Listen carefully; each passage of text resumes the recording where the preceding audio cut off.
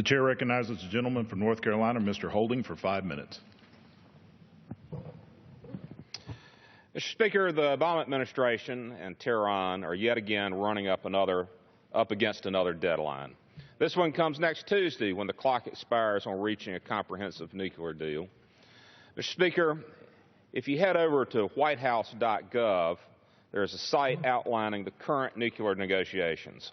On the front page of this website, when discussing what a possible deal with Iran should do, it states, and I quote, "Prevent Iran from using the cover of negotiations to continue advancing its nuclear program as we seek to negotiate a long-term comprehensive solution that addresses all of the international community's concerns."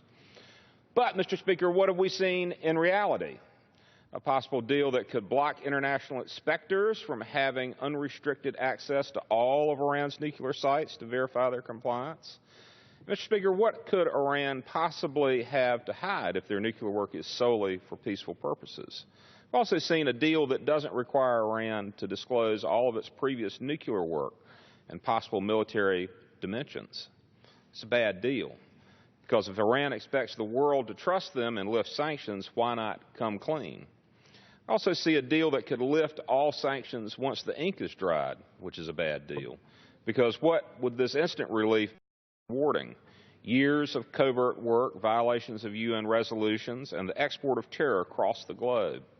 No one in good faith could say that the deal before the world right now prevents Iran from obtaining a pathway to the bomb. If anything, Mr. Speaker, it puts them on a pathway to the bomb. It's been clear for some time now that this administration has been negotiating not with Iran, but with itself.